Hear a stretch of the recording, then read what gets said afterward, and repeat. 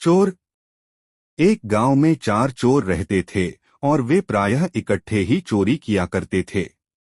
एक बार उन सबने मिलकर एक योजना बनाई कि हम आगे से कभी किसी भी निर्धन व्यक्ति के घर में चोरी नहीं किया करेंगे। उन्होंने सोचा कि केवल आज ही किसी निर्धन के घर चोरी कर लेते हैं, परंतु उनमें से किसी एक ने कहा कि नहीं, हम चोरी राजा के महल में ही करेंगे। शेष तीनों ने सोचा कि राजा तो हमें गहरा आघात पहुंचाएगा, परंतु योजना बनाते समय एक चोर राजा के महल में चोरी करने के लिए तैयार हो गया।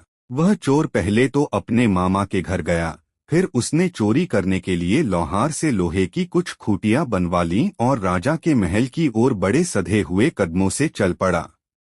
राजा के महल में प्रत्येक मिनट के बाद एक घंटी बजा करती थी। उन चोरों ने उसी 1 मिनट के बीच वे सभी खूंटियां दीवार में ठोकनी आरंभ कर दी।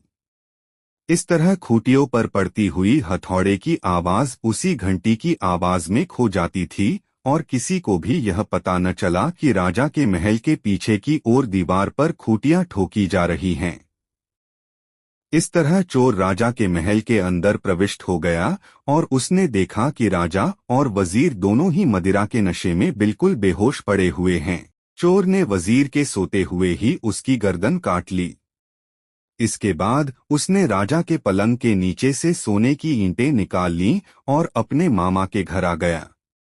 दूसरे दिन जब राजा को यह पता चला तो राजा ने हुक्म दिया कि यदि कोई हमारे इस शहर से बाहर जाता है तो वह मेरा गुनाहगार होगा। चोर साधु बनकर बाहर निकला और उसके हवन का धुआं देखकर राजा के सिपाहियों ने देखा कि कुटिया में एक साधु बैठा हुआ है। उन्होंने उससे पूछा, बाबा, आप यहाँ कैसे? साधु ने कहा कि मैं तो एक निर्धन व्यक्ति हूँ। दूसरे लोगों से भिक्षा आदि मांगकर अपनी गुजर बसर किया करता हूँ। यह सुनकर उस साधु से सिपाहियों ने पूछा कि बाबा, तुमने इधर कोई चोर जाते हुए तो नहीं देखा? साधु ने कहा, नहीं, मैंने तो नहीं देखा।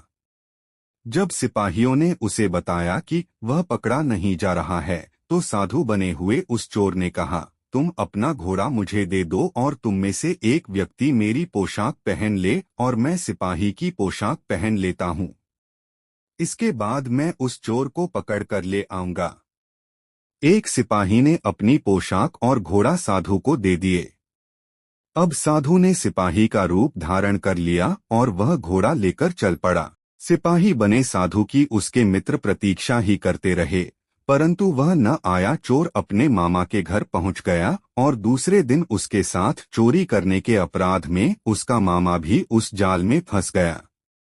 लड़के ने अपने मामा का सिर काट लिया और उसे अपने साथ ही लेता गया। दूसरे दिन राजा ने नगर भर में यह घोषणा कर दी कि यदि उस चोर ने अपनी मां का दूध पिया है तो वह मृतक व्यक्ति को रोकर जाए। चोर फिर से गुजरी बनकर आया और कुछ रोटियां हाथ में पकड़कर राजा के महलों की तरफ जाने लगा तो सिपाहियों ने कहा, तुम कहाँ जा रही हो? राजा की आज्ञा है कि ऊपर कोई नहीं जा सकता।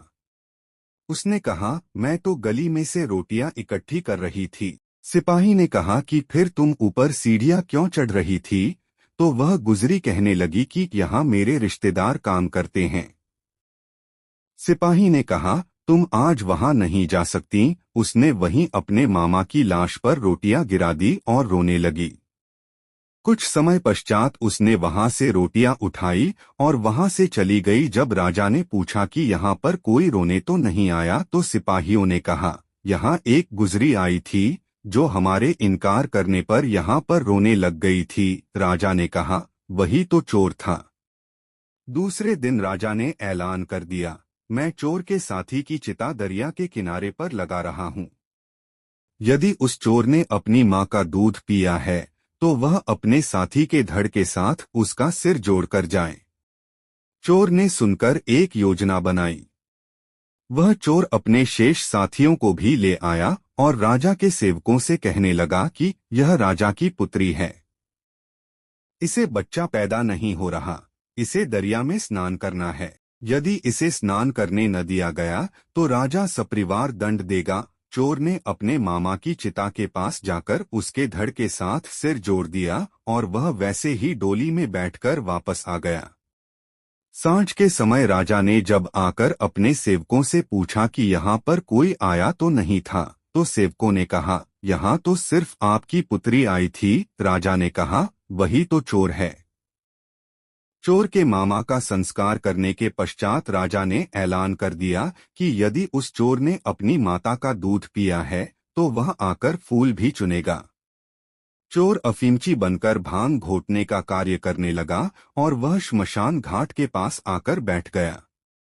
वह कितनी ही देर भांग घोंटता रहा। फिर सिपाहियों ने पूछा, भाई तुम यहाँ क्या कर रहे हो? यह सुनकर उसने कहा, अमली का और क्या काम होता है, भांग बनानी और अपने नशे की पूर्ति करनी। सिपाही कहने लगे कि राजा का आदेश है कि यहाँ पर कोई नहीं आ सकता। यह सुनकर उसने कहा, मैं यहाँ नहीं आया, बल्कि मैं तो रहता ही श्मशान घाट में हूँ।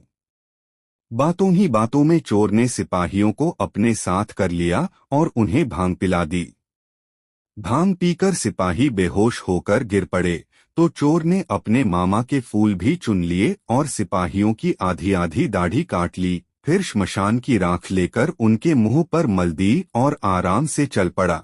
आगे जाकर वह एक पंडित बन गया और गांव में घूमना आरंभ कर दिया। उसने गांव में यह बात फैला दी कि कुछ समय पश्चात इस गांव में भूत प्रेत आएंगे।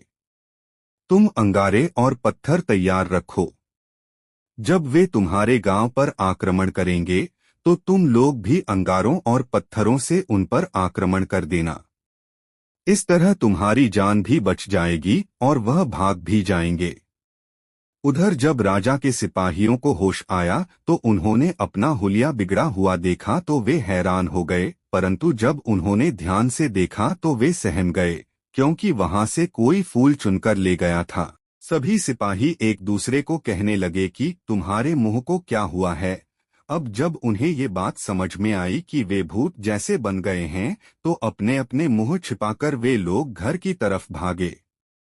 अभी वे थोड़ी दूर ही गए थे कि उनके सिर पर आग बरसने लगी। लोग भूत भूत चिल्लाने लगे। कुछ समय पश्चात जब बेहोश होने की अवस्था में एक ने अपना नाम लिया और उसने अपने बड़े भाई को बुलाया तो उस गांव वालों को पता चला कि ये तो हमारे ही गांव के हैं। जब गांव वालों ने पूछा, तुम्हारा ये हाल किसने किया है, तब सभी ने जाकर राजा को अपना हाल सुनाया और कहा कि चोर ने तो हमारी दाढ़ी काट डाली। उसके अगले दिन जब दरबार लगा तो राजा ने कहा कि जो मेरा चोर है उसे मैं अपना आधा राज्य दे दूंगा और उससे अपनी पुत्री का विवाह कर दूंगा। यह सुनकर एक ने कहा, महाराज मैं आपका चोर हूँ।